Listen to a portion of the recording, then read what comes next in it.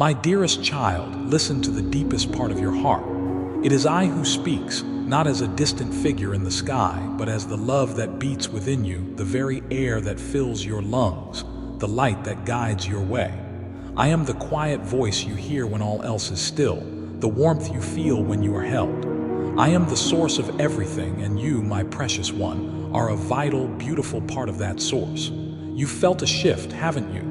A gentle push, maybe even a forceful shove, an inner voice, a feeling that things are changing both inside you and in the world outside. This isn't your imagination, my child. It's not an accident. It's me calling to you, urging you to wake up from a life of routine and step into the amazing life I created you for.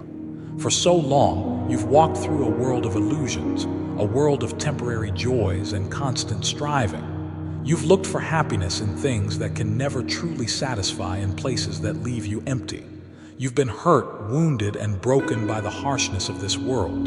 You felt lost, alone, like nobody understood.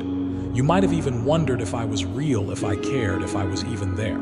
I understand. I see your pain. I feel your sadness. I know the weight you carry. And I'm here to tell you, you are not alone. You never have been. I've been with you every step of the way, even when you couldn't feel me. I've whispered to you through the rustling of leaves, the crashing of waves, the sound of a child's laughter.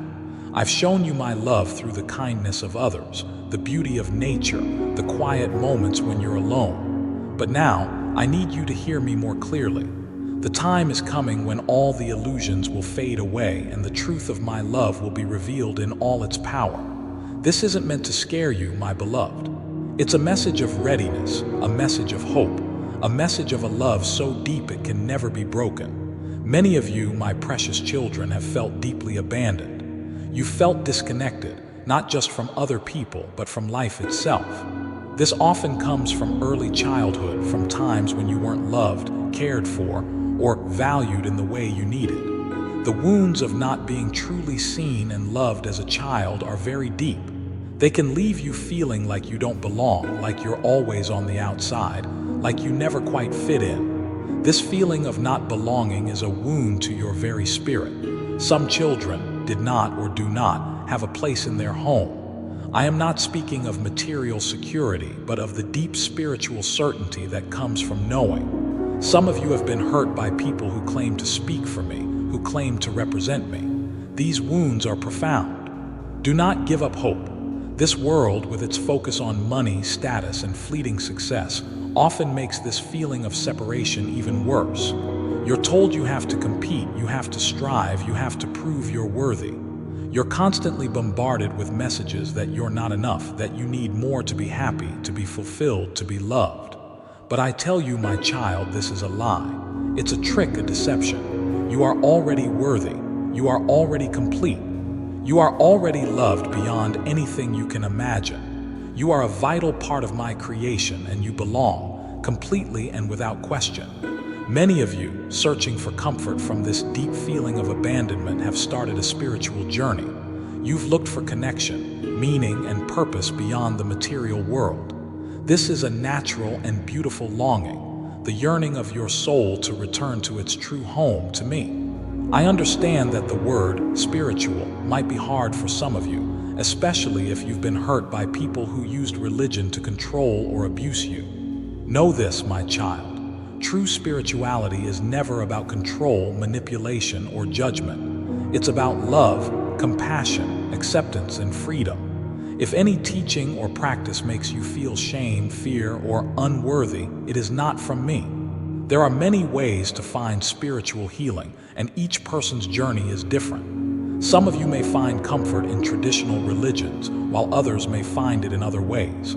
Some may find peace in nature, in music, in art, in meditation, or in simply connecting with the quiet voice within. The heart of spiritual healing is remembering who you truly are, recognizing your own goodness, and knowing that you are connected to me and to everything in creation forever. It's about healing the wounds of the past, letting go of the false beliefs that hold you back, and embracing all of who you are. One of the most powerful ways to heal is to find your sense of belonging. Not just belonging to a group, but belonging to something bigger, something eternal, something that transcends this world.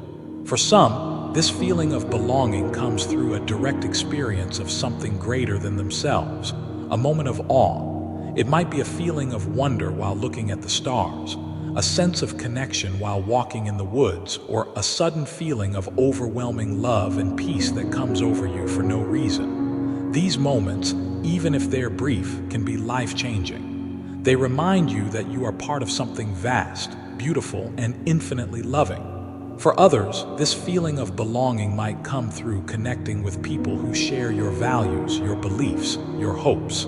This is the beauty of finding your spiritual family, the joy of knowing you're not alone on this journey. One of the most powerful ways to heal the pain of abandonment and open your heart to belonging is to practice gratitude. When you focus on the good things in your life, no matter how small, you change your perspective. You start to see the world through the eyes of love, and you open yourself to receiving even more good things. Gratitude isn't about ignoring the hard things in life. It's about choosing to focus on the good, even when things are difficult.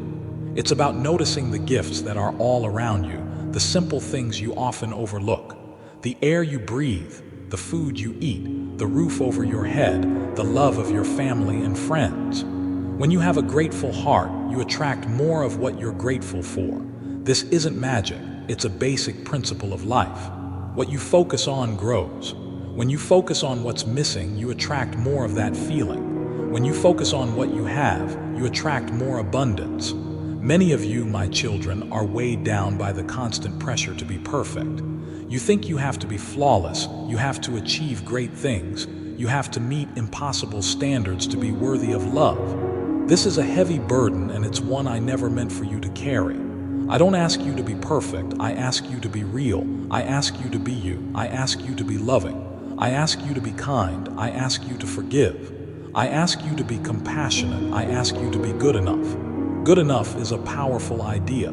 It frees you from the trap of perfectionism and lets you embrace your imperfections, your vulnerabilities, your humanness. It allows you to be gentle with yourself, to forgive your mistakes, and to celebrate your progress, no matter how small. A good enough parent, a good enough friend, a good enough partner, a good enough day, these are all things to be treasured. Good enough doesn't mean settling for less. It means being realistic, being sustainable, and ultimately being happy. When you try to be perfect, you're setting yourself up for disappointment. You're chasing something that doesn't exist. But when you embrace good enough, you're embracing reality and you're opening yourself to the joy and peace that come from accepting yourself and others just as they are.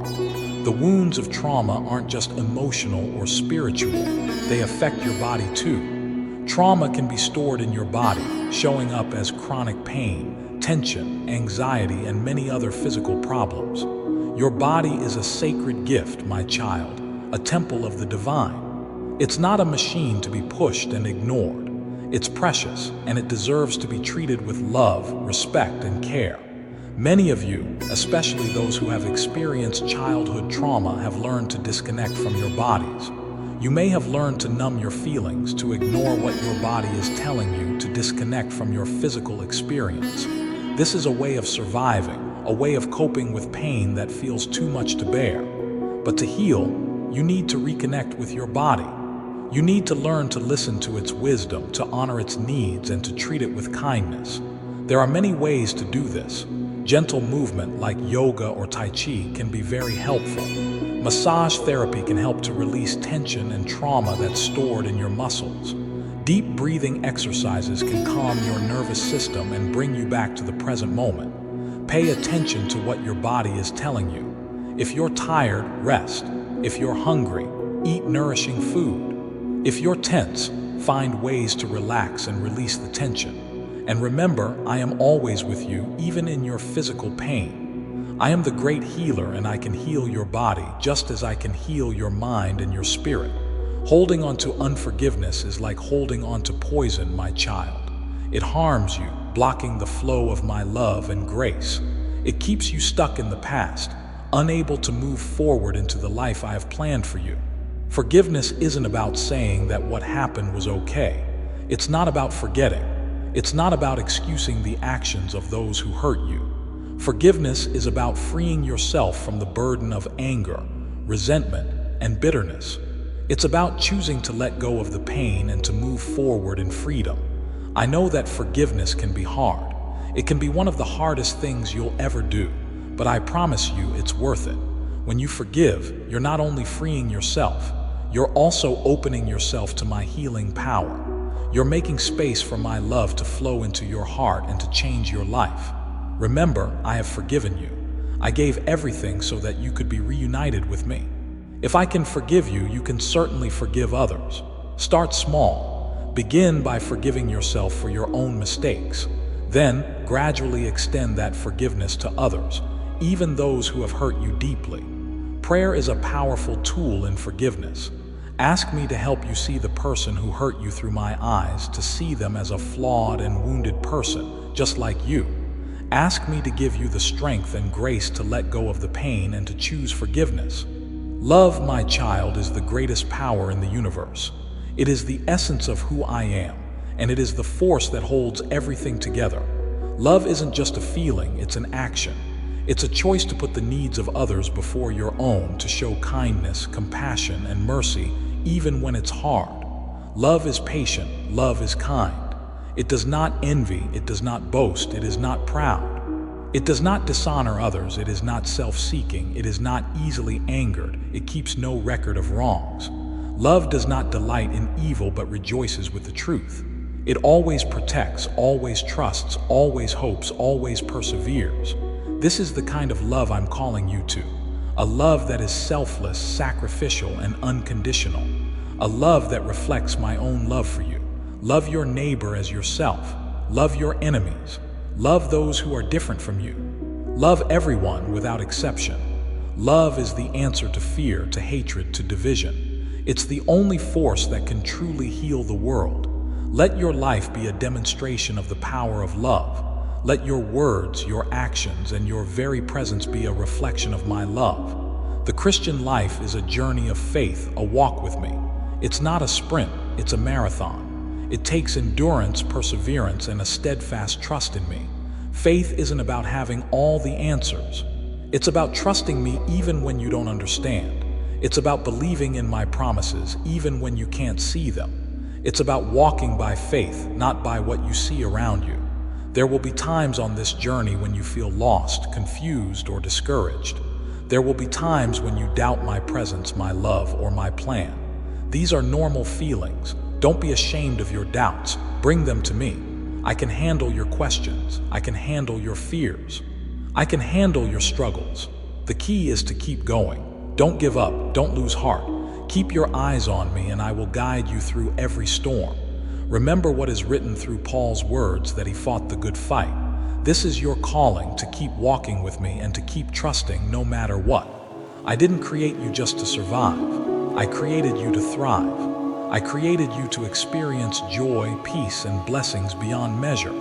I came that you might have life and have it abundantly. This is my promise to you, a promise of a full life, not just in the future, but now.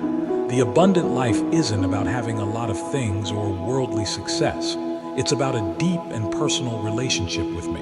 It's about living in alignment with my will and my purpose for your life. Seek me first and everything else will fall into place.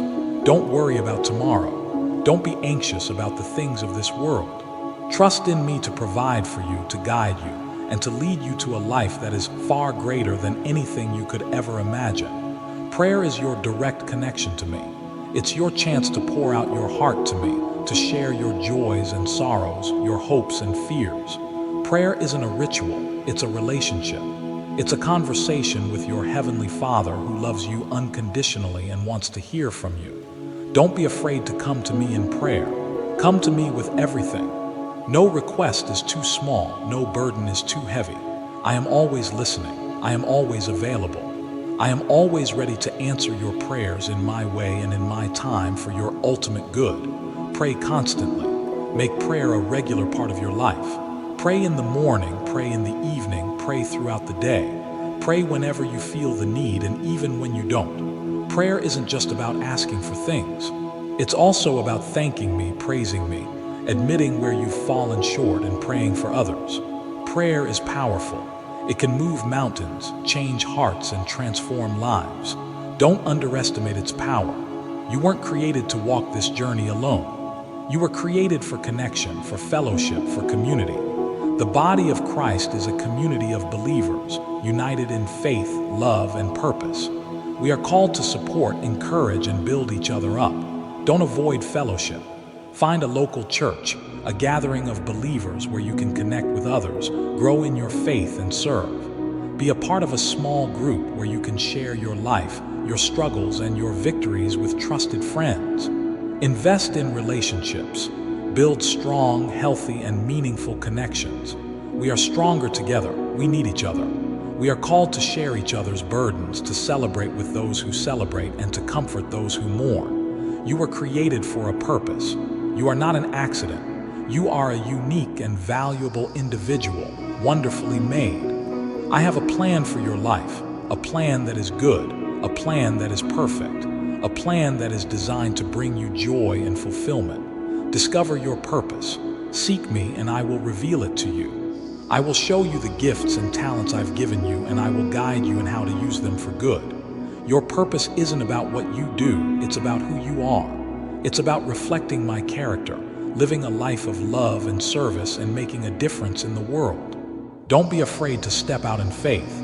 Don't be afraid to take risks. I will be with you.